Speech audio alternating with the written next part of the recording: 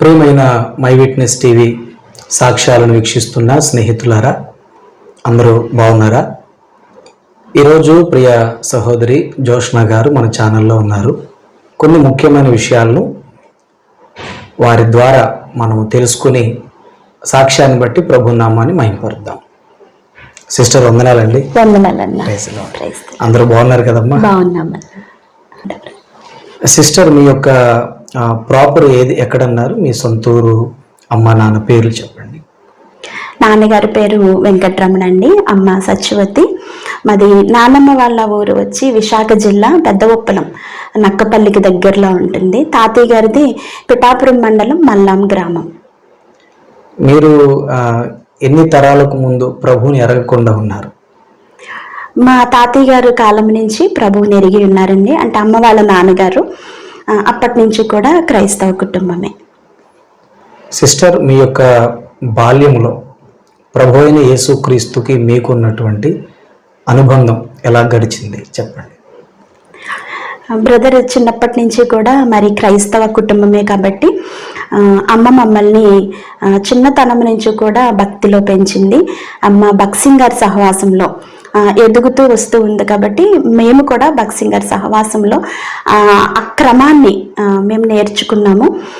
ఎటువంటి క్రమం అంటే ఇప్పుడుండే సండే స్కూల్ బిడ్డలకి తెలియనటువంటి ఒక క్రమాన్ని మాకు అక్కడ నేర్పిస్తూ ఉండేవారు. అది ఏంటంటే మరి చిన్నతనంలోనే ఒక ఆడపిల్ల అయితే అది 3rd ఇయర్ కావచ్చు, 4th ఇయర్ కావచ్చు, 1 ఇయర్ ఒక పాపని తీసుకొచ్చిన స్కార్ఫ్ అనేది కట్టుకోవాలి బ్రదర్. కంపల్సరీ వైట్ కర్చీఫ్, అంటే అప్పుడు స్కార్ఫ్స్ ఇవన్నీ లేవు. ఒక వైట్ గుడ్డ, ఏదైనా వైట్ కర్చీఫ్ అయినా మాకు గట్టిగా ముసుగులాగా కట్టి మమ్మల్ని సండే స్కూల్లో కూర్చోబెట్టేవారు. అది ఇలాగే చర్చిలో ఇలాగే కూర్చోవాలి అని మాకు మా సండే స్కూల్ టీచర్స్ క్రమశిక్షణలో మమ్మల్ని మా తల్లి పెంచుతూ వచ్చారు. అటువంటి సంఘానికి మేము అలవాటు పడ్డాం కాబట్టి చాలా ఒక వినయము, భక్తి, మాట్లాడటంలో కూడా ఒక మర్యాద. ఒక ఉదాహరణ నేను మీకు చెప్తాను.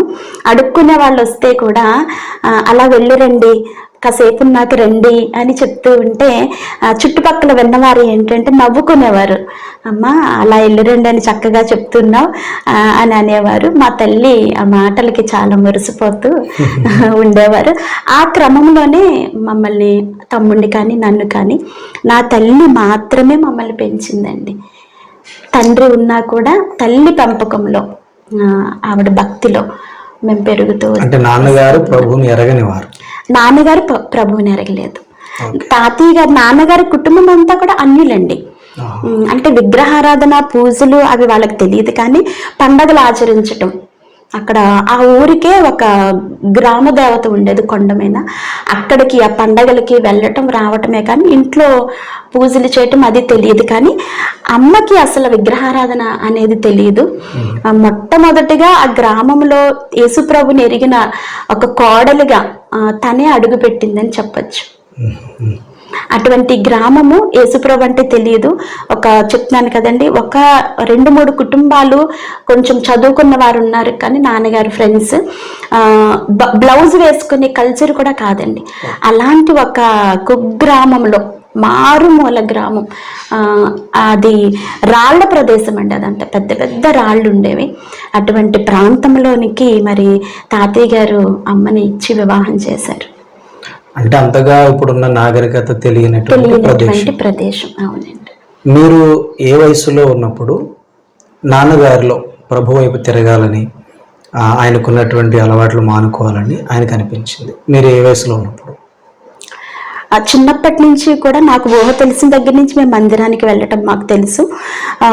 నాన్నగారు ఎప్పుడు వచ్చేవారు కాదండి. ఎలా అంటే అయినా చాలా త్రాగుబోతు, చాలా వ్యసనపరుడు. ఉద్యోగస్తులే కానీ, స్టేట్ గవర్నమెంట్ ఎంప్లాయే కానీ చాలా త్రాగుబోతూ వ్యసనపరుడు. మేము మందిరానికి వెళ్ళటం తెలిసిన దగ్గర నుంచి కూడా ఆయన మమ్మల్ని వ్యతిరేకిస్తూ, అంటే అమ్మని మందిరానికి వెళ్ళొద్దని కొట్టేవారు, కాలుతో తన్నేవారు. చాలాసార్లు బైబిల్ చింపటం మాకు తెలుసు. మందిరానికి వెళ్ళి కూడా మేము ఎక్కడికి వెళ్ళలేదని, నాన్నగారికి చెప్పొద్దని చెప్పేవారు. అలాంటి రహస్యకరమైన భక్తిలో మేము ఉన్నాం. కానీ ఆయన మందిరానికి కూడా తాగి వచ్చేవారు. ఆ క్రిస్మస్ ఆ టైంలో అయితే ఆయన దేవుణ్ణి ఎరగలేదండి. నేను ఇంటర్మీడియట్, నా వివాహం కావస్తున్నప్పటికీ కూడా అంటే తెలుసు. తర్వాత మమ్మల్ని అబ్జెక్షన్ చెయ్యలేదు నాన్నగారు. నేను 5th క్లాస్ చదువుతున్నాను, తమ్ముడు 4th క్లాస్ చదువుతున్నప్పుడు ఆయన త్రాగుడి నుంచి విడుదల పొందారు తల్లి కన్నీటి ప్రార్థనను బట్టి. అప్పటి నుంచి మాకేమీ వ్యతిరేకత లేదు, మందిరానికి వెళ్ళొద్దు అని ఏమీ చెప్పలేదు. కానీ ఆయన మాత్రం రక్షణలోనికి, బాప్తీసంలోనికి మాకు వివాహ వయసు వచ్చేటప్పటికే తీసుకున్నారు. దేవుడి కార్యం ఏంటంటే నాన్నగారు మారటం. ఎస్, అవునండి. సిస్టర్, మీ యొక్క మ్యారేజ్ ఎప్పుడైంది? తర్వాత మీకు కుటుంబ జీవితంలో కలిగినటువంటి ఇబ్బందులు, వాటి నుండి ప్రభు ఎలా విడిపించారు చెప్పండి.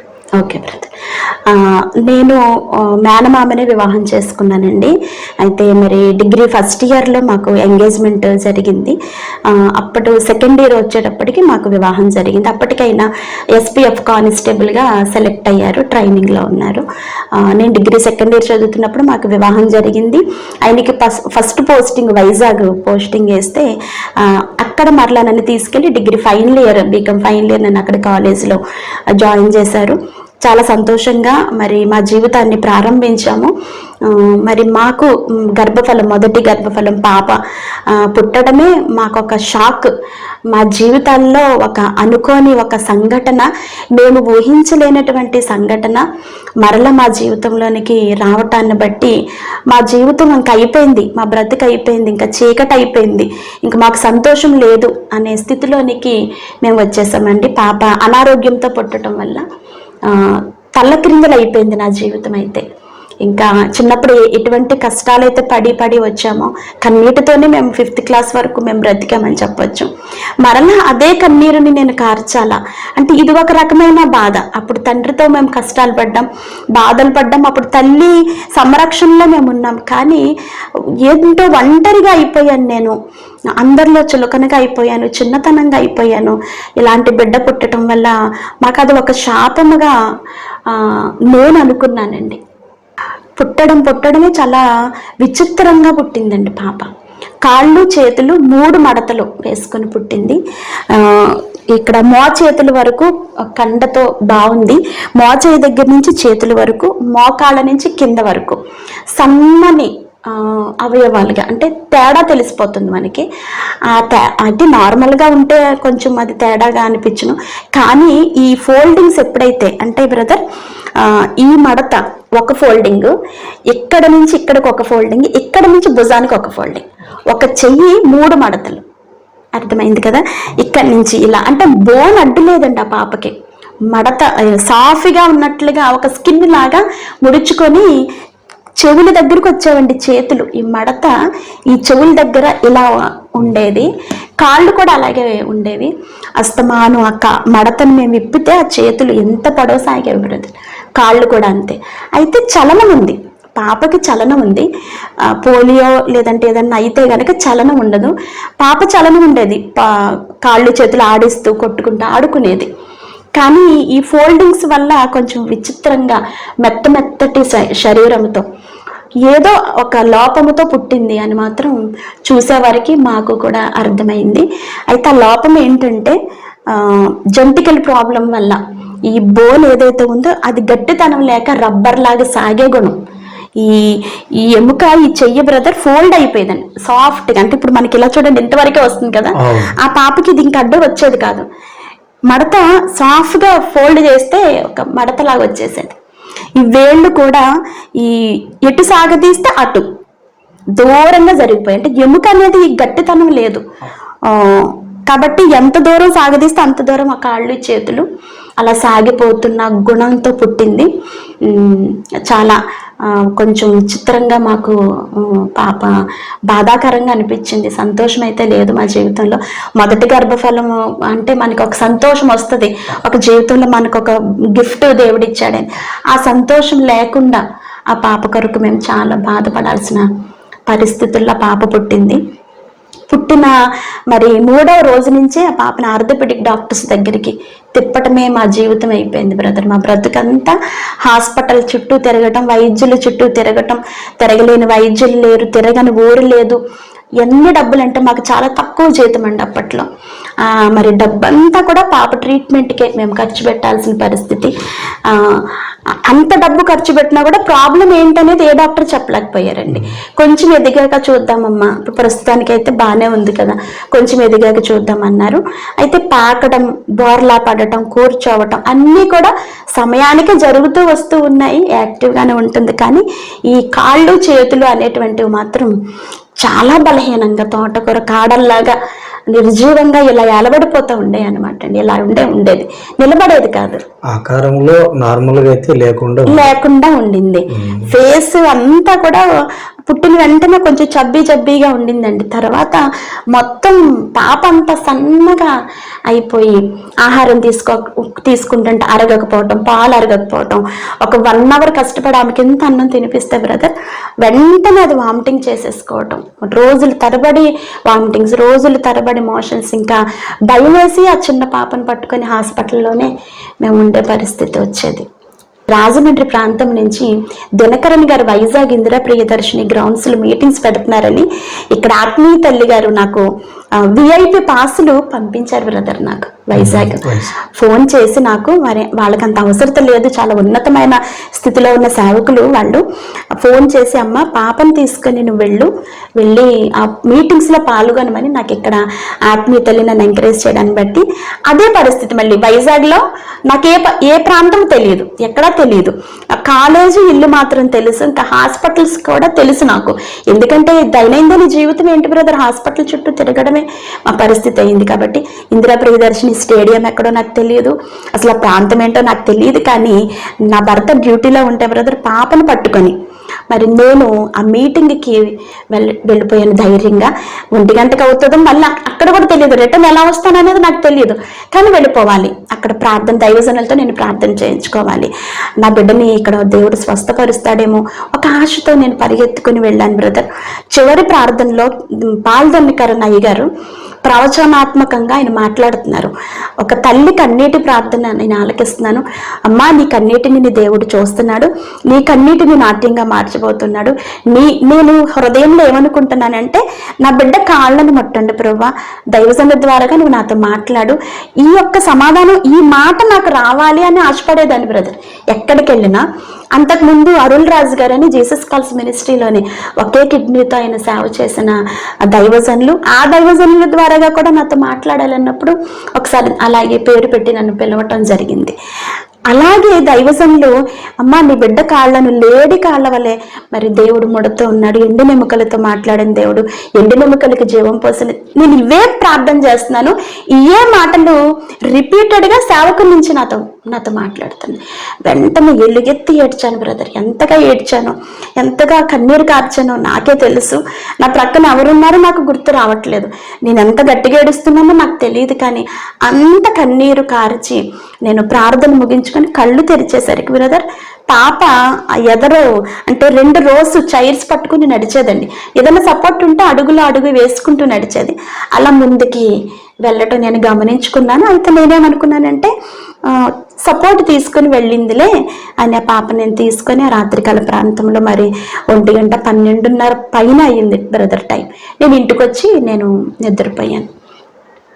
తెల్లవారేసరికి ఫిజియోథెరపీ డాక్టర్ ట్రీట్మెంట్ చేయడానికి వచ్చేవారని చెప్పాను కదా బ్రదర్.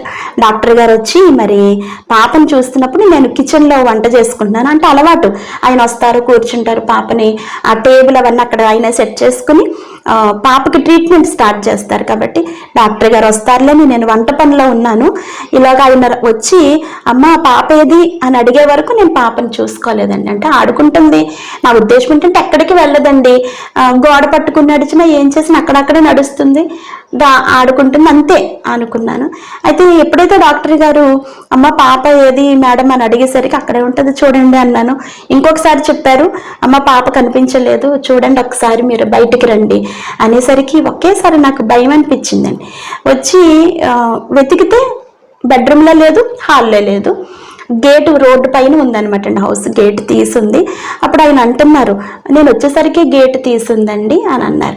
అయితే నేను మార్నింగే వేయలేదు, ఈయన డ్యూటీకి వెళ్ళేటప్పుడు గేట్ వేయలేదేమో అనుకుంటున్నాను, మనసులో అనుకుంటూనే వెతుకుతున్నాను. ఎందుకంటే బ్రదర్ చిన్నగా ఉండేదండి, చాలా సన్నగా ఉండేది, చిన్నగా ఉండేది. కబోర్డ్స్లో, బిందెల్లో, గిన్నెల్లో దాకొని కూర్చొని ఆడేదండి. అమ్మ నేను ఎక్కడున్నాను వెతుక్కోని, అలాగే ఆడిస్తుందేమో అని అమ్మ బయటికి రా ఎక్కడున్నావని పిలుస్తున్నాను బ్రదర్, ఎక్కడికి రాలేదు.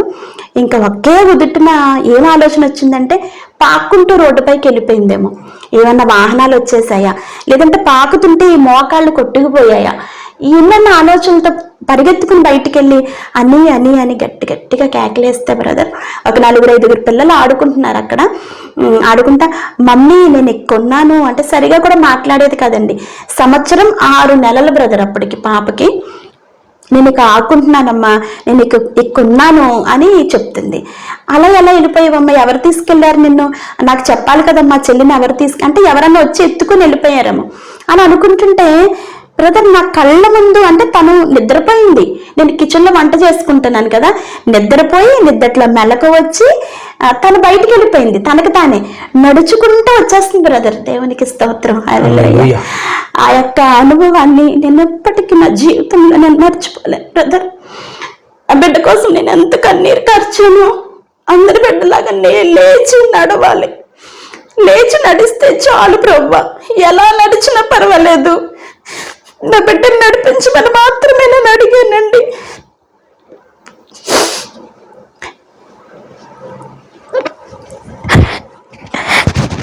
నా బిడ్డ నా కళ్ళ ముందు నడుచుకుంటూ వస్తుంటే నాకు చాలా సంతోషం, చాలా ఆశ్చర్యం. ఎలా జరిగింది ఏంటి ఏమి గుర్తు రావట్లేదు, కానీ వెంటనే నేను ఆ రోడ్డు పైన మోకాళ్ళేసి నేను నా బిడ్డని ఇలా కౌగిలించుకునేసరికి నా కౌగిట్లోకి వచ్చి అంటుందండి ఆ చిన్న నోటితో, అమ్మ నేనే నడుచుకుంటూ వెళ్ళిపోయానమ్మా, నన్ను ఎవరు తీసుకెళ్ళలేదు, నేను నడుచుకుంటూ వెళ్ళిపోయానమ్మా అని చెప్తుందండి. వెంటనే డాక్టర్ గారు ఆశ్చర్యపోయారండి. ఎందుకంటే ముందు రోజు సాయంత్రమే ఆయన వచ్చి ట్రీట్మెంట్ చేసి వెళ్ళారండి.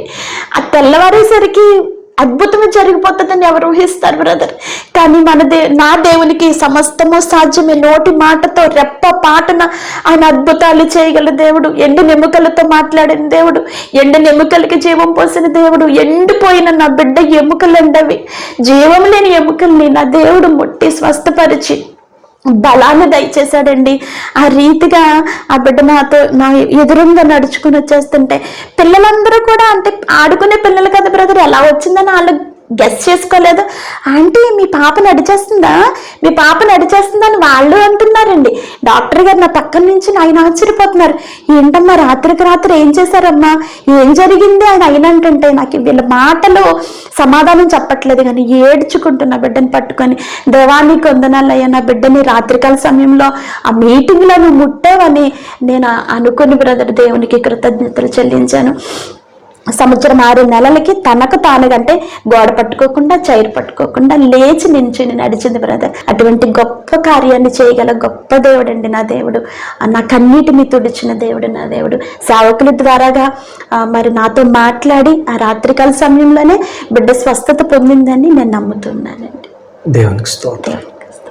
కానీ బిడ్డ పుట్టిన తర్వాత కన్నీటి ప్రార్థన అంటే ఏంటో, అంగలార్చే ప్రార్థన అంటే ఏంటో, రోదన చేసే ప్రార్థన అంటే ఏంటో మరి నేను దేవుని దగ్గర తెలుసుకుని దేవునికి బాగా సమీపం అయిపోయినాను. బాగా దగ్గరగా మాట్లాడుతున్నట్లు, ఒక తండ్రితో మాట్లాడుతున్నట్టే, ఎందుకు ఇలాంటి బిడ్డనిచ్చావు, ఎందుకు ఇలా నాకు జరిగింది అన్నప్పుడు మరి ఫస్ట్ నుంచి కూడా బ్రదర్ నాకు కళల ద్వారాగా, దర్శనాల ద్వారాగా దేవుడు మాట్లాడుతూ ఉండేవారు. కానీ నాకు గ్రహింపు లేదు, అంటే అంత ఆత్మీయ స్థితి లేదు. ఎప్పుడైతే బిడ్డకి అనారోగ్యం వచ్చింది, నేను గ్రహింపు వచ్చింది, ఆత్మీయంగా నేను బలపడ్డానండి, ఎదిగాను, ప్రార్థనలు ఎదిగాను. మరి ఇట్లాంటి భక్తి జీవితంలో ఉంటూనే మరి పాపకి ట్రీట్మెంట్ జరిగిస్తూ వచ్చాం బ్రదర్. 6 నెలలకి లేచి నిలబడి నడిచిన తర్వాత డాక్టర్స్ ఏమన్నారండి, బిడ్డ లేచి నించుంటే అప్పుడు చూద్దామమ్మా, ఆపరేషన్ చేయాల్సి ఉంటుందా, ఆపరేషన్ చేస్తే అప్పుడు ఇంకా స్ట్రైట్గా నడుస్తుంది అన్నారు కదా. వెంటనే మరలా మేము డాక్టర్కి చూపిస్తే సర్జరీస్ పడతాయి అని అన్నారండి, టెస్టులు చేద్దామన్నారు. ఈలాగా ఒక దైవజనులు మాకు ఇచ్చిన సలహా ఏంటంటే రాయవెల్లూరు సిఎంసి హాస్పిటల్ తమిళనాడు తీసుకెళ్ళమని చెప్పారు. ఏమన్నారంటే అయినా అమ్మ ఇక్కడ వైద్యులు అయితే డబ్బులు ఖర్చు పెట్టి ఇచ్చేస్తారు, వాళ్ళు ఏమి సరిగా చెప్పరు, అక్కడైతే కరెక్ట్గా ప్రార్థనాపూర్వకంగా ట్రీట్మెంట్ జరుగుతుంది కాబట్టి జరిగితే జరుగుతుంది అని చెప్తారు, లేదంటే లేదని చెప్తారు, కాబట్టి మీరు అక్కడికి తీసుకెళ్ళండి అన్నారు. కానీ మా వల్ల కాని ఖర్చులండి అక్కడికి వెళ్ళాలంటే. ఎక్కడో తెలియదు, మా ఊరు రాజమండ్రి వైజాగ్ తప్పించి మాకు ఎక్కడికి తెలియదు వెళ్ళటానికి. కానీ బిడ్డను ఏదైనా సరే మా ప్రాణం వడ్డీ అంటాం కదండి, అలాగా నా భర్త అనేవారండి, నా వాళ్ళ అమ్మ అయినా సరే నా బిడ్డను నేను స్వస్థపరచు, నా బిడ్డను నేను బాగు చేసుకుంటాను అనేవారండి. ఒక కిడ్నీ అమ్మేస్తాననివ్వరండి. మా దగ్గర మరి అంత ఆర్థికంగా పరిస్థితులు కాదు కాబట్టి మాకు ఎవ్వరు హెల్ప్ చేయలేదు బ్రదర్. అప్పటికి మేము అందరికీ హెల్ప్ చేస్తున్నాం. నా తండ్రి ఒక్కరేనండి, నా తండ్రి, నా తల్లి, నా తమ్ముడు నాకు బాసట్టుగా నిలిచారు బ్రదర్. ఆయన జీతం అంతా క్రెడిట్ కార్డ్ అండి, స్టేట్ బ్యాంక్ ఎంప్లాయీ కదండి, క్రెడిట్ కార్డ్ తెచ్చి ఇచ్చేసి ఎంత ఖర్చు పెట్టుకుంటారో ఖర్చు పెట్టుకోండి అమ్మ, అప్పైనా పర్వాలేదు నేను తీర్చుకుంటాను, డబ్బుల కోసం మీరు ఆలోచించకండి అని చెప్పి నా తండ్రి నాకు వెన్ను తట్టండి, నాకు బలంగా వెన్నుపూసగా అంటారు కదండి, అలా నిలబడ్డారు. ఒక పక్క నా భర్త, ఒక పక్క నా తండ్రి, నా సహకారం, నా తల్లి, నా తమ్ముడు నాతో పాటు కన్నీరు కార్చారండి, నాతో పాటు వేదన పడ్డారు. అందరూ వెళ్ళిపోయాం బ్రదర్ వెల్లూరుకి, సిఎంసి హాస్పిటల్కి. అందరూ వెళ్ళిపోయి అక్కడ ట్రీట్మెంట్ చేస్తే బ్రదర్ ఏమనుకుంటామంటే వెళ్తే ఆపరేషన్ చేసేస్తారేమో, స్వస్థత వచ్చేస్తుంది, నడిచేస్తుంది అనే ఉద్దేశంతో వెళ్ళాం బ్రదర్. కానీ బ్రదర్ నా జీవితంలో ఆ సిఎంసి హాస్పిటల్ వేలూరు తమిళనాడు హాస్పిటల్కి తిరిగిన ఆ రోజులు గుర్తు చేసుకుంటే నా జీవితంలో మరొకసారి అలాంటి రోజులు రావద్దనుకుంటానండి. కొన్ని లక్షలు ఖర్చు పెట్టాం బ్రదర్. 3 సంవత్సరాల నుంచి 4 సంవత్సరాలు తిరిగాం బ్రదర్ మేము పాపను పట్టుకొని. 3 నెలలకు ఒకసారి సర్జరీస్ చేయటం, వాటిని విప్పటం, ఇలాగా దైనందినంగా వస్తూ ఉండేవి. ఈ కట్టిప్పేస్తే అయిపోయిందాం అనుకునే వాళ్ళం బ్రదర్, కానీ కాదు, బోన్ ఎదిగేది కాదండి. పాపకి calcium problem, D3 vitamin problem ఉండేది. కౌన్సిలింగ్స్ చేస్తూ, రీసెర్చ్ చేస్తూ, ఈ టెస్టులు చేస్తూ తినడానికి కష్టపడ్డామండి. కంటి నిండా నిద్ర లేదు, కడుపు నిండా తిండి లేదండి. భార్యాభర్తలలో ఒక సమాధానం లేదు బ్రదర్, ఒకరి మొక్కలు ఒకరు చూసుకొని మాట్లాడే ధైర్యం లేదు. నా భర్త అంటే నాకు భయం కూడా పోలేదు బ్రదర్. నాకు అప్పటికి ఆయనతో కూడా సరిగా నా కష్టము బ్రదర్ ఎవరితో పంచుకోవాలో అర్థం కాలేదండి. భర్తతో చెప్పే ధైర్యం లేదు. ఇప్పుడు తల్లిదండ్రులతో నా కష్టం చెప్తే చూస్తున్నారు, ఆల్రెడీ ఫేస్ చేస్తున్నారు. మనసు విప్పి నా బాధ చెప్పుకోవటానికి ఎవరు లేరు బ్రదర్. ఎందుకంటే ఎవరు ఆదరించలేదండి. ఎంతమంది ఉన్నారు కానీ నన్ను ఎవరు ఆదరించలేదు, ఎవరు హక్కును చేర్చుకోలేదు, ఎవరు ధైర్యం చెప్పలేదు. ట్రీట్మెంట్ చేయించుకుని ఇంటికి వస్తే బ్రదర్ చూడకపోతే బాగుండదు వెళ్ళి అన్నట్టుగా వచ్చారు, కానీ మనస్ఫూర్తిగా నన్ను ఆదరించలేదు. నా ఆత్మీయులు నన్ను ఆదరించారు బ్రదర్. నా ఇరుగు పొరుగు వారు, నా సంఘస్థులు ఎక్కడున్నా సరే దైవ సేవకులు, ఆత్మీయ బిడ్డలే మమ్మల్ని ఆదరించి మమ్మల్ని బలపరిచి మా కష్ట సుఖాల్లో పాలు పంపులు పంచుకున్నారు. ఈ 4 సంవత్సరాల ట్రీట్మెంట్ తర్వాత బ్రదర్ పాప సంపూర్ణంగా 9 సంవత్సరాలకి నడిచింది బ్రదర్. అంటే స్ట్రైట్గా అందరి పిల్లల్లాగా ఒక 2 ఇయర్స్ స్కూల్కి లేట్ అవుతున్నా, మళ్ళీ అది వేదనే. అందరి పిల్లలు స్కూల్కి వెళ్తుంటే నా కుమార్తె వెళ్ళట్లేదని ఏడ్చేదాన్ని. నా ఏడుపుకి అంతు లేదండి. కన్నీరు ఆగలేదు బ్రదర్ 9 సంవత్సరాల వరకు. నా కన్నీరు ఆగలేదండి, ఏరులై పారుతుంది అంటారు కదండి, అలాగా. తర్వాత దావీదు గారు అంటారు కదా, నా కన్నీటితో నా పరుపు తేలిపోతుంది అన్నట్లుగా నా తలగళ్ళు తడిచిపోయేవండి. మళ్ళీ ఎవరికి కనిపించకుండా ఏడ్చదు. మళ్ళీ ఒకలాంటి డిప్రెషన్లోకి వెళ్ళిపోయాను బ్రదర్. ఆ యాక్టివ్నెస్ పోయింది, అయిపోయింది నా జీవితం, ఇంకేమీ లేదు అనుకున్నాను. ఈ ప్రయాణంలో బ్రదర్ 2 సార్లు ఆత్మహత్య చేసుకుని చనిపోవాలనుకున్నాను. కేజీహెచ్ హాస్పిటల్కి తీసుకెళ్తే బ్రదర్ ఆ డాక్టర్ గారు ఎందుకో చులకనగా చిన్నగా చిన్న చూపు చూసినట్టు మాట్లాడి తట్టుకోలేకపోయానండి. ఆర్కే బీచ్లోకి వెళ్ళి చచ్చిపోదామని సగం దూరం వెళ్ళిపోతే నా భర్త చూసి నన్ను తీసుకొచ్చారండి. మొదటిసారిగా నా తల్లి దగ్గర బోర్ని ఏడ్చాను బ్రదర్ నేను ఆ రోజు. ఆ సిచ్యువేషన్ నేను మర్చిపోలేను. తర్వాత తమిళనాడు సిఎంసి హాస్పిటల్ నుంచి తీసుకొస్తుంటే ఒక ప్రయాణంలో అంటే బ్రదర్ సిమెంట్ కట్టు ఉంటుంది, యూరిన్ పోసుకోవటానికి లిటర్ని వెళ్ళటానికి ఒక చిన్న కన్నం పెట్టారంతే.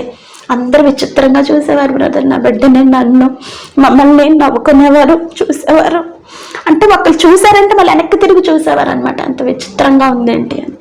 అది తట్టుకోలేక ఒకరోజు రాత్రి శేషాద్రి ఎక్స్ప్రెస్లో నేను చనిపోదాం, దూకేద్దాం అనుకున్నాను బ్రదర్. మరలా నా బిడ్డను ఎవరు చూస్తారు ఇంత ప్రేమగా అని నా బిడ్డ ముఖం గుర్తొచ్చి, నా దేవుడు ఉన్నాడు నాకు, నా దేవుడు నన్ను విడిచిపెట్టాడని చెప్పి మరలా నేను ధైర్యం తెచ్చుకుని నేను నా బిడ్డ కోసం బ్రతుకుతూ వచ్చానండి.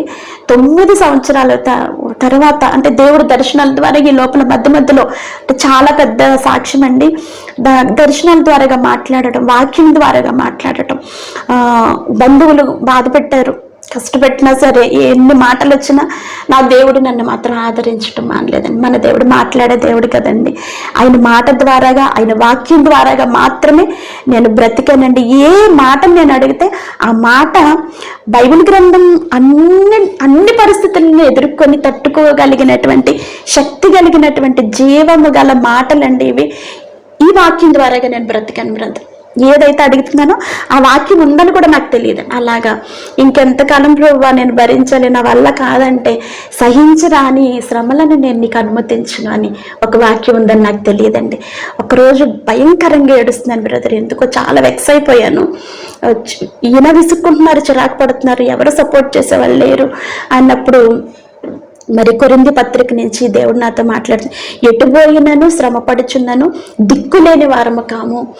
క్రీస్తు శ్రమానుభవంలో నుంచి మనం వెళ్ళటం ఏంటంటే మరి ఆయన మహిమను మనం చూడడానికని 8వ అధ్యాయం 4వ ఆ వాక్యం ఎప్పుడు చూడలేదండి నేను.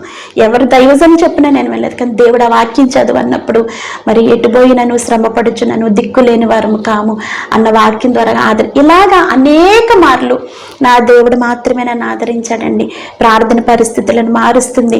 నిజంగా నా కన్నీటి ప్రార్థన, నా భర్త కన్నీటి ప్రార్థన, నా తల్లిదండ్రులు, నా సంఘము చేసిన కన్నీటి ప్రార్థన, అనేక మంది దైవజనులు మరి చేసిన ప్రార్థనలు బట్టండి దేవుడు మరి నా బిడ్డను ముట్టి స్వస్థపరిచి అందరి బిడ్డల్లాగా ఉంటుందండి.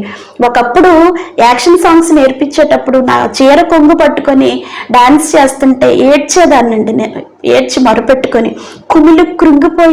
కుళ్ళిపోయేదాన్ని బ్రదర్ చెప్పాలంటే.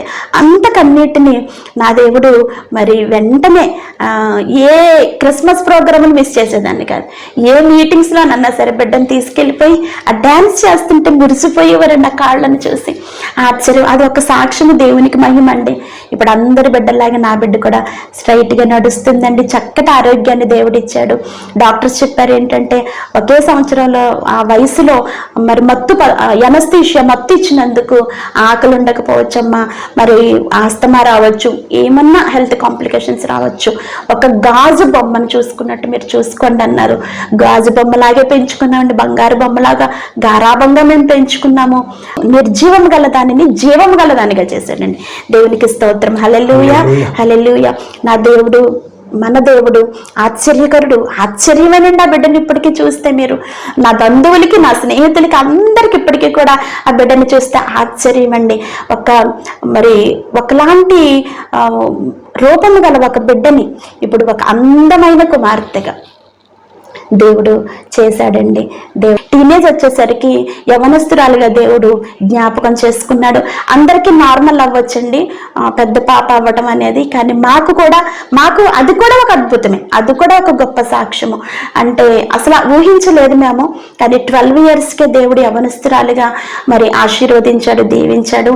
మరి ఎటువంటి హెల్త్ కాంప్లికేషన్స్ ఇంకా బిడ్డకి రాలేదండి. తర్వాత మరి డిగ్రీ ఫస్ట్ ఇయర్కి వచ్చేటప్పటికి పాపకి మరి వివాహం చేయటానికి దేవుడు కృప చూపించారు. ఒకే ఒక్కళ్ళు మమ్మల్ని వివాహానికి అడిగితే అది కూడా నాకు అద్భుతమే కాబట్టి ఆ బిడ్డకి వివాహం జరిగించాము. ఇప్పుడు పాపకి మ్యారేజ్ అయ్యి 2వ సంవత్సరం అండి. పాప BSc ఆక్వాకల్చర్ ఫైనల్ ఇయర్ చదువుతుంది. పాప మరి దేవుని మహాకృపను బట్టి ఇప్పుడు తన గర్భాన్ని దేవుడి జ్ఞాపకం చేసుకుని గర్భఫలం దేవుడిచ్చాడు. ఇప్పుడు 6వ నెల గర్భవతిగా నడవలేని నా కుమార్తెను మరి దేవుడు ఒక తల్లిగా దీవించి ఆశీర్వదించాడండి. దేవునికి స్తోత్రం కలుగును గాక.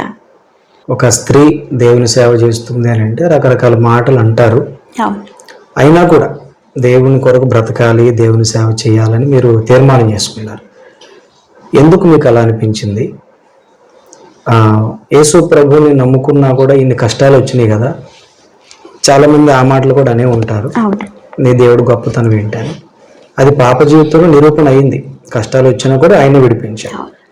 అయితే మీరు ఎందుకు సేవకు సమర్పించుకున్నారనేది క్లుప్తంగా చెప్పండి. ఓకే బ్రదర్, నేను ఎప్పుడు కూడా మరి సేవ చేయాలని అనుకోలేదు. సేవ చేస్తాను అనే కలలో కూడా, అంటే ఊహ కూడా నాకు లేదండి. ఎప్పుడు ఏం ప్రార్థన చేసేదానంటే, ప్రభువా ఈ బిడ్డను ముట్టండి, స్వస్థపరచండి, నీ సాక్షిగా వాడుకోనండి. అంటే ఒక 10 మంది చేరి చిన్న కూడికి పెడితే అక్కడ నా బిడ్డను నిలబెట్టి సాక్ష్యం చెప్పిస్తాను. ఇదే నా సమర్పణ. కానీ నేను సేవ చేస్తానని ఎప్పుడు అనుకోలేదండి. అసలు సేవకులే లేరు మా కుటుంబంలో. బ్రదర్, పాప పుట్టిన తర్వాత డాక్టర్స్ ఏమన్నారంటే, మరి హై రిస్క్ ప్రెగ్నెన్సీ కాబట్టి ఇంక పిల్లలు మీకు పుట్టినా మీరు ప్లాన్ చేసుకోవద్దు, ఎందుకంటే ఇంకా అంగవైకల్యం గల పిల్లలే పుడతారు మీకు అని చాలా కౌన్సిలింగ్స్ చేసుకున్నామండి ఆశతో, మరొక బిడ్డ ఆరోగ్యకరంగా కావాలని. కానీ అది వైద్యులు అన్నారు, అది ఇంపాసిబుల్ అన్నారండి. మరి నేను వైద్యులకి అసాధ్యమే కానీ దేవునికి సమస్తము సాధ్యమే. కాబట్టి మరలా నా దేవుడిని పట్టుకున్నానండి. నేను ఒక నిబంధన చేసుకుని దేవుణ్ణి అడుగుతూ ఉన్నాను కదా, ప్రభువా నా నిందను కొట్టివేయండి. ఏంటి నా నింద? అనారోగ్యంతో ఉన్న పిల్లలే పుడతారు, అంగవైకల్యం గల పిల్లలే పుడతారు అని వైద్యులు అంటున్నారు. కానీ నువ్వు ఆరోగ్యకరమైన బిడ్డని నాకు దయచేయి, ఒక మగబిడ్డని నాకు దయచేయి, బలమైన సేవకుడిగా నీ కొరకు నేను తయారు చేస్తాను, బలమైన సేవ చేయాలి, బలమైన సేవకుడు కావాలని నేను దేవుణ్ణి రహస్యంగా ప్రార్థన చేస్తున్నప్పుడు బ్రదర్, మరి అది చాలా పెద్ద సాక్ష్యం. దేవుడు నాకు 2010లో నా గర్భాన్ని దేవుడు 9 సంవత్సరాల తర్వాత తెరిచి ఒక అభిషక్తుడై కావాలని అనుకున్నాను. కాబట్టి అభిషేకుని దేవుడు నాకు దయచేశాడు. అయితే నేనేమనుకున్నానంటే, నా కొడుకు సేవ చేస్తాడు, సేవకుడు తల్లిగా పిలిపించుకుంటాను, పాస్టర్మ గారు అప్పుడు అంటారు నన్ను అని ఆశపడ్డాను. కానీ కలలో ఊహలో కూడా అర్హత లేదండి దేవుని సేవ చేయటానికి. చేయాలనుకోలేదు బ్రదర్ నేను. అయితే మొదటి నుంచి మీకు చెప్పాను, కళల ద్వారాగా దర్శనాల ద్వారాగా దేవుడు మాట్లాడుతూ వస్తూ ఉన్నారు. చాలా అద్భుత కార్యాలు, చాలా స్వస్థతలు జరిగాయండి. మరి మందిరాలు కట్టబడటం మరి నేను చూశాను. యాకోబు దర్శనం, దేవదూతలు ఎక్కుతూ దిగుతున్నట్లుగా మరి ఆయన ప్రత్యక్షతను నేను చూశాను. ఇలాంటి అనేకమైన దర్శనాలు నేను చూసేదాన్ని. అయితే అందులో కొన్ని దర్శనాలు ఏంటంటే బ్రదర్, నేను మైకు పట్టుకొని పాటలు పాడుతున్నాను, వాక్యం చెప్తున్నాను, కానీ కొంతమంది ప్రజల మధ్య నేను నిలబడి మాట్లాడుతున్నట్లుగా, నా వాహనం కారు అయితే కారు, సైకిల్ గాలిలోనే, ఎప్పుడు గాలిలో మైక్ పట్టుకొని యేసయ్య వచ్చేస్తున్నాడు, రక్షణ పొందండి అని చెప్తున్నట్లుగా కళలు వచ్చాయి బ్రదర్. నాకు కళలు వస్తే అప్పటికి నేను హోసన్నా మినిస్ట్రీస్ హైదరాబాద్లో హోసన్నా పెంతెకోస్తు ఫెయిత్ చర్చ్లో మెంబర్గా ఉన్నాను. సండే స్కూల్ టీచర్ని. అండ్ సేవకులతో పాటు పాటలు పాడటం, ఆయనతో పాటు హౌస్ మీటింగ్స్కి తీసుకెళ్ళిపోతూ ఉంటారు. అంటే వాక్యం చాలా ఫాస్ట్గా చదివేదాన్ని అండి. ఒక రిఫరెన్స్ చెప్తే, అంటే పాస్టర్ గారు వాక్యం చెప్తుంటే నెక్స్ట్ ఏ రిఫరెన్స్ అర్థమైపోయి తీసేసి రెడీగా పెట్టుకునేదాన్ని అనమాట. అలాంటి ఆసక్తితో ఉన్నాను. కానీ నా కొడుకు సేవకుడు, నా కొడుకు సేవకుడు, నా కొడుకు సేవకుడు, ఇదే ఉద్దేశంతో పెంచుతూ ఉన్నాను, అదే ఉద్దేశంతో ప్రార్థన చేస్తున్నానండి నేను. దేవుడు 2014, 2015లో బ్రదర్ కొన్ని అద్భుతమైన దర్శనాలను నాకు చూపించారు. కరోనా మరణాలు అంటే మరి నాకైతే తెలియదు, కానప్పుడు ఎక్కువ మంది ప్రజలు కుప్పలు తెప్పలుగా మరణించి ఉండటం చూసేదాన్ని బ్రదర్. చాలా భయపడేదాన్ని, ప్రార్థన చేసేదాన్ని. ఒకే గోతులో పాత పెట్టేసేవారు వాళ్ళందరినీ. ఇది భయం వేసి నేను ఎవరికి కూడా సేవకులకి చెప్పలేకపోయేదాన్ని. 1-2 దర్శనాలు చెప్తుంటే సేవకులు అనేవారు, అమ్మ మీకు వచ్చే దర్శనాలన్నీ సేవా పిలుపుకి వచ్చిన దర్శనాలు వస్తున్నాయి ఏంటి అంటే, అప్పుడు కూడా నేను ఏమనుకున్నానంటే బ్రదర్, నా కొడుకు సేవ చేస్తాడు కదా, నా కొడుకు సేవ కోసం నాకు చూపిస్తున్నాడేమో అనుకున్నాను. కానీ నేను సేవ చేస్తాను అనుకోలేదండి. అయితే ఈ దర్శనాలలో బ్రదర్ యేసు కోసం నా ఆశ, ఆన్లైన్ మినిస్ట్రీస్ అని చెప్పి ఇప్పుడు నేను నడిపిస్తున్న పరిచయం ఏదైతే ఉందో అది నాకు పేరు కనిపించింది. చాలాసార్లు 1 సంవత్సరం అంతా నేను నెగ్లెక్ట్ చేసేసాను. నా ప్రయత్నాలు నావి. నేను CA చదవాలనుకున్నాను, లేదంటే నాన్నగారు బ్యాంక్ ఎంప్లాయ్ కట్టి మంచి ఉద్యోగం కావాలని నా ప్రయత్నాలు నావి. దూరదర్శన్లో ఆరాధన ఛానల్కి యాంకర్గా అప్లై చేశాను, సెలెక్ట్ అయ్యాను. ఈ ప్రయత్నాలు చేస్తున్నప్పుడు దేవుని స్వరము, నా మందిరమే నీకు నివాస స్థలం, శాశ్వతుడకు దేవుడు నీకు బాహువుగా ఉండి నన్ను మాట్లాడేవారు. ఆ రెఫరెన్స్ ఎక్కడుందో నాకు తెలియదు బ్రదర్, వినిపించేది. తెల్లవారుసరికి మర్చిపోయేదాన్ని నా దైనందిన జీవితంలో పడిపోయి. ఇలాగ చేస్తున్నప్పుడు బ్రదర్ నేను ఒక్కసారి అసలు దేవుని చిత్తం ఏంటి, నాకు ఉద్యోగం కావాలని చెప్పి దేవునికి మరి నేను ఒక విన్నపాన్ని చేసుకున్నాను బ్రదర్. అదేంటంటే ప్రభువా నాకు ఉద్యోగం కావాలి, ఎందుకంటే నా అత్తింటి వారు పుట్టింటి వారు అందరూ మంచి చదువుకున్నారు, మంచి ఎంప్లాయీస్గా ఉన్నారు. వాళ్ళకంటే చిన్న చూపుగానే ఇప్పటి వరకు చిన్న చూపు చూడబడ్డాను నా బిడ్డల అనారోగ్యాన్ని బట్టి, కానీ చిన్న చూపు చూడబడకూడదు, వాళ్ళకిలాగే నాకు ఉద్యోగం కావాలి. ఎందుకు కావాలంటే మరి నేను సేవలో సహకరించాలన్నా, సేవకులకు కానుక ఇవ్వాలన్నా, మరి ఎవరినో అడిగి భర్తను అడిగి అలా ఇవ్వద్దు, నాకు నచ్చినట్లుగా నేను ఇవ్వాలి అని దేవునికి అడిగినప్పుడండి దేవుడు మాట్లాడిన వాక్యం ఏంటంటే మరలా నా మందిరమే నీకు నివాసిస్తాను అన్నప్పుడు చాలా కోపం వచ్చేసింది బ్రదర్. నాకు దేవుని పైన అలిగేసి కోప్పడిపోయి నేను ఏమడుగుతున్నాను, ఉద్యోగం ఎందుకు అడుగుతున్నాను అని చెప్పి మొరపెట్టి సరే లాస్ట్ అండ్ ఫైనల్గా ఇంకొకసారి అడుగుతానని 12 రోజులు ఉపవాసం చేశాను బ్రదర్. ఓన్లీ వాటర్ తీసుకుని 12 రోజులు ఉపవాసం చేసి కేవలం ఉద్యోగం కోసమే నేను అడిగానండి. అడిగినప్పుడు 12వ రోజు వాక్యం తీసి చదువుతుంటే బ్రదర్ మరలా అదే వాక్యం వచ్చిందండి. దేవునికి స్తోత్రం, హల్లెలూయా. మన దేవుడు మాట్లాడే దేవుడు అయితే మాట తప్పని దేవుడు అండి. మరలా మార్చుకోలేదు ఆయన ఉద్దేశం. మార్చేసుకుంటారేమో, నేను ఏడుస్తున్నాను కదా, నేను అడుగుతున్నాను కదా, ఒక తండ్రి మారం చేస్తే తన ఆలోచనలు మార్చేసుకుంటారు కదా, అలా దేవుడు మార్చేసుకుంటారేమో అని అడిగినప్పుడు బైబిల్ తీసేలా చూస్తే బ్రదర్ దినవృత్తాంతాల గ్రంథం 31వ అధ్యాయంలో దేవుడు మాట్లాడారండి. మాట్లాడితే అప్పుడు చాలా ఏడ్చాను బ్రదర్, గంటలు ఏడ్చాను, 2-3 గంటలు ఏడ్చి దేవుని మందిరంలో ఒకటే నిర్ణయించుకున్నాను, ప్రభువా ఇంకొకసారి ఉద్యోగం అడగను, నేను నీ చిత్తం ఏమైందో నాకు బయలుపరచు. అంత జ్ఞానం నాకు లేదు కాబట్టి విపులంగా నువ్వు మాట్లాడితే నా ముందు ప్రయాణం ఏమైతే ఉందో నేను అలా ముందుకు కొనసాగిపోతానని చెప్పి దేవుని మందిరంలో నేను ప్రార్థన చేసుకొని వచ్చాను. ఎవరికి చెప్పలేదు బ్రదర్ ఇది. ఇలా వచ్చిన తర్వాత వెంటనే నేను దూరదర్శన్ అప్పటికే వాయిస్ టెస్ట్కి ఇచ్చానండి, అది సెలెక్ట్ అయిపోయాను.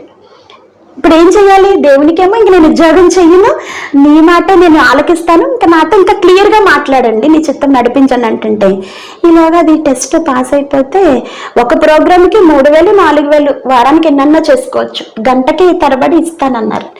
బోళ్ళు డబ్బులు కనబడుతున్నాయి నాకు. అమ్మా దేవుడు తన ఆలోచన మార్చేసుకున్నారు, నాకు మంచి ఉద్యోగం వచ్చేసింది, నేను సంతోషపడిపోయి సంబరపడిపోయి నేను మరి ప్రార్థన చేసుకుంటే బ్రదర్ మరలా దేవుడు నాకు ఇదే పేరు చూపించి యేసు కోసం నాశ ఆన్లైన్ మినిస్ట్రీస్ అని చూపిస్తారు. అయితే ఆ ప్రయత్నం ఏమైందంటే, అమ్మ మీరు ఆంధ్ర వాళ్ళు కాబట్టి తెలంగాణలో కాదు, మీరు విజయవాడ వెళ్ళిపోండి అన్నారు. అది ఇంపాసిబుల్ అండి, పిల్లల్ని విడిచిపెట్టి నేను వెళ్ళలేను కాబట్టి ఓకే ఇది కూడా ఒక పరీక్ష, నేను వెళ్ళిపోతానా వెళ్ళనా అని పరీక్ష పెట్టినట్టున్నారు యేసయ్య అనుకుని బ్రదర్ ఆయన చిత్తంలో అలా ప్రార్థనలోకి వెళ్తూ పాటలు పాడుతూ ఇలా చేస్తున్నప్పుడు ఆన్లైన్ యేసు కోసం నాశ ఏం చేయాలని అన్నప్పుడు మరి మాకు సంఘాలు ఉన్నాయి, సేవకులు ఉన్నారు, ప్రభా ఈ ఆన్లైన్ మినిస్ట్రీస్ అంటున్నావు నాకు అర్థం కావట్లేదంటే ఒక బోధకుడు ఏ విధంగా బోధిస్తారో అలాగ నాకు ఒక రాత్రికాల సమయంలో నాకు దేవుడు మరి ఒక సేవకుల్లాగా ఒక మనిషిలాగా మాట్లాడుతూ వచ్చారండి. విదేశాల్లో ఉన్నవారు దేవుని మర్చిపోతున్నారు, ఇండియా నుంచి వెళ్తారండి, అక్కడ వాళ్ళకి ఆరాధనకి కుదరదు, ప్రార్థన చేసుకోవడానికి ఉండదు. నాకు తెలియదండి అసలు ఆ విదేశాలు వెళ్ళిన వాళ్ళ కోసం కూడా నాకు అస్సలు ఐడియా లేదు. అప్పటికి నాకు ఆత్మీయ స్నేహితులు ఒకరిద్దరు విదేశాల్లో ఉన్నవారు ఫేస్బుక్ ద్వారాగా మేము గ్రూప్స్లో మాట్లాడుకుంటూ ఉండేవాళ్ళం. ఆ రీతిని బట్టి నేను ఒక వాట్సాప్ గ్రూప్ సిస్టర్స్ మినిస్ట్రీ అని చెప్పి ఒక 3 ఆడవాళ్ళము కలిపి ఒక 2 బ్రదర్స్ ఉండేవారు, మేమందరం కలిపి ఒక చిన్న గ్రూప్ని స్టార్ట్ చేశాను బ్రదర్. అది పరిచర్య అని నాకు తెలియదు, అది సేవ అని నాకు తెలియదు, ఏదో ఇంకా అలా చేద్దాం, కొద్దిమందిని ప్రార్థనలో బలపరుద్దామని ఆత్మీయంగా వాళ్ళని దేవునికి దగ్గర చేసేదాన్ని అనమాట అండి. ఇలాగ ప్రారంభించిన ఈ పరిచర్య బ్రదర్ ఒక సేవకురాలిగా ఒక సువార్థికురాలిగా ఈరోజు నన్ను వీధి సువార్తల నుంచి విదేశీ ప్రయాణాల వరకు దేవుడు నడిపిస్తున్నాడంటే అప్పుడు 2016 2017లో చూసిన దర్శనాలను నేను ఇప్పుడు చూస్తున్నానండి. అవి నెరవేరుతూ ఉన్నాయి. నా కొడుకు సేవ చేస్తాడు అనుకున్నాను కానీ బ్రదర్ నేను ఎప్పుడు సేవకురాలిగా ఉంటానని కానీ సేవ చేస్తానని కానీ నేను అనుకోలేదండి. కేవలం నేను ఇప్పుడు అనుకుంటాను కదా, నేను అనుభవించిన శ్రమలను బట్టి కష్టాలను బట్టి అపరిశుభ్రంగా ఉన్న నన్ను మన శుభ్రమైన పాత్రలు వాడుకుంటాం కదా బ్రదర్, క్లీన్ చేసుకుని అలాగ నన్ను శుభ్రపరిచారేమో అని ఇప్పుడు నేను అనుకుంటున్నాను. దేవునికి కావాల్సిన రీతిలో మరి నన్ను కొన్ని శ్రమల గుండా, అంటే శ్రమలు వచ్చేవి సాక్ష్యం కొరకే, ఒక సాక్ష్యం, నాకు వచ్చిన శ్రమలన్నీ కూడా ఒక సాక్ష్యంగా మరి దేవుడు నన్ను అట్లా ఆ రీతిగా మలుచుకున్నాడేమో, నా కుటుంబాన్ని ఆ రీతికి ఎన్నుకున్నాడేమో మరి అని అనుకుంటాను. ఇలాగ వాట్సాప్ గ్రూప్ స్టార్ట్ చేసి ప్రారంభించి నడిపిస్తున్నారు. అప్పుడు బ్రదర్ 2-3 మీటింగ్స్లో సేవకులు నా సాక్ష్యాన్ని విని, నీ కొడుకు సేవ చేస్తాడో లేదో నీకు అనవసరం, దేవుడు చూసుకుంటాడు, కానీ నిన్నే దేవుడు పిలుస్తున్నాడు, మరి నీవే సేవకు రావాలి, మరి సమర్పించుకో సేవకు రాని చెప్పినప్పుడు ఈయన పోలీస్ డిపార్ట్మెంట్ జాబు, పిల్లలు, అసలు అడగటానికి కూడా ధైర్యం లేదు బ్రదర్ సేవ చేస్తాను అని. ఏం చేయాలో కూడా తెలియదండి. మరి ఇలాంటి పరిస్థితుల్లో ఈ వాట్సాప్ ద్వారాగా, ఆన్లైన్ ద్వారాగా లాక్డౌన్ వచ్చే వరకు కూడా ఎవరికి ఆన్లైన్ అంటే తెలియదండి. అలాంటి గొప్ప పరిచర్యను దేవుడు ముందుగానే నాకు బయలుపరిచి చూపించి వాడుకున్నారు. చాలా విమర్శలు ఎదుర్కొన్నాను బ్రదర్. ఫోన్లో సువార్త చేస్తుంది, ఫోన్లో ప్రార్థన చేస్తుంది, ఆవిడ వస్తుంది, ఏ పని పాట లేక ఇది ఎంచుకుంది అని తిట్టిన వాళ్ళు, అవహేళన చేసిన వాళ్ళు ఉన్నారు. నా భర్త మైండ్ కూడా మార్చిన వాళ్ళు ఉన్నారండి. ఈ పాప ఇంక అస్తమాను ఫోన్తోనే ఉంటుంది, ఏం చేస్తుంది ఫోన్లో అని కొన్ని నిందలు, కొన్ని అవమానాలు గుండా మరి నేను నడిచాను బ్రదర్. అయినా కూడా చూడండి, పౌలు గారు అంటారు కదా, కరువైన, ఖడ్గమైన, శ్రమ అయిన, నింద అయిన, బాధ అయిన, వేదన అయిన దేవుని ప్రేమ నుంచి మనల్ని ఎడబాపు వారు ఎవరు? ఆయన ప్రేమను పొందుకున్నాను నేను నా బిడ్డల జీవితంలో, నా జీవితంలో. ఆయన చేసిన కార్యాలు నేనే అనుభవించానండి. ప్రజలకు తెలియదు, వాళ్ళు ఎన్నన్నా మాట్లాడతారు, కానీ ఆ ప్రేమ నుంచి నేను బయటికి రాలేకపోయాను, బందీనైపోయానండి. కాబట్టి కృతజ్ఞతగా ఏమి చేయలేక ఆయన చేసిన మేలులను బట్టి, నా జీవితాన్ని బట్టి, ఈ చిన్న సేవ అంటే ఈ సాక్ష్యం ద్వారాగా అనేకులు బలపరచబడాలి, దేవుని నామానికి మహిమ రావాలని చెప్పి ఈ ఆత్మీయ ప్రయాణంలో ఒక సేవకురాలుగా ఆయనే నిలబెట్టుకున్నారండి.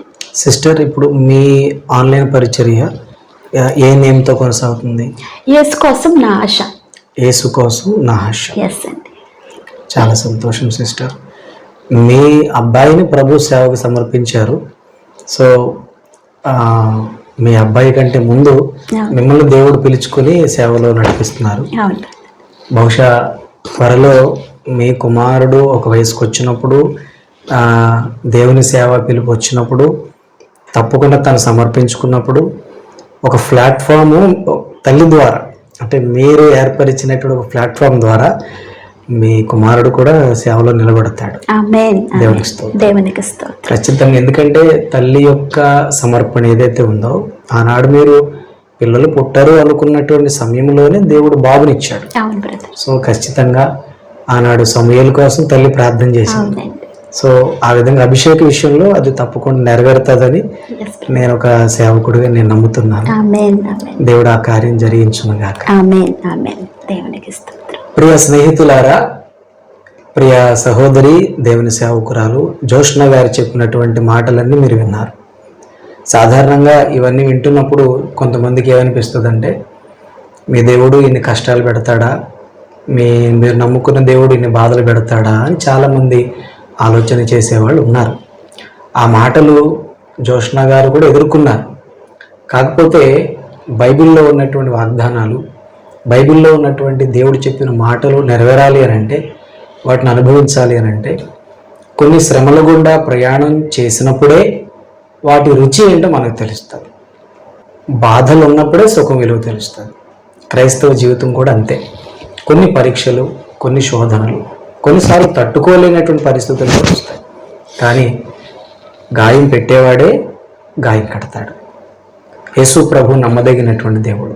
ఈరోజు ఒక కుమార్తె ఇంకా తనకి జీవితమే లేదు అన్నట్టుగా జన్మించినటువంటి పాప ఈరోజు మరొక బిడ్డకి జీవితాన్ని ఇచ్చే తల్లిగా అయింది అంటే ఇది చిన్న విషయం కాదు.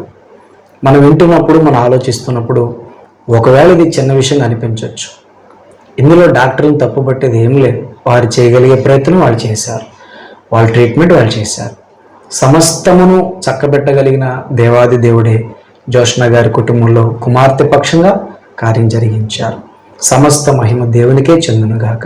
మీరు ఏ కష్టములో ఉన్నా, ఏ బాధలో ఉన్నా, ఒక్కసారి ప్రభు అయిన యేసుక్రీస్తు సన్నిధికి రండి, కన్నీరు కార్చండి. మనుషుల దగ్గర ఏడ్చుంటారు కదా, మీ కష్టాలు చెప్పుకొనే ఉంటారు కదా, ఒక్కసారి యేసు ప్రభుకు చెప్పండి, కన్నీళ్లతో ఆయన పాదాలు పట్టుకోండి. జోష్న గారి కుటుంబంలో ఎన్నో మేలు, ఉపకారాలు, సమయం ఇస్తే ఎన్నో అద్భుతమైన సాక్ష్యాలు వారి నోట వినొచ్చు మనం. ఇప్పుడే ప్రభు అయిన యేసుక్రీస్తుని మీ హృదయంలో చేర్చుకోండి. అవకాశం ఇవ్వండి, మీ హృదయంలో స్థానం ఇవ్వండి.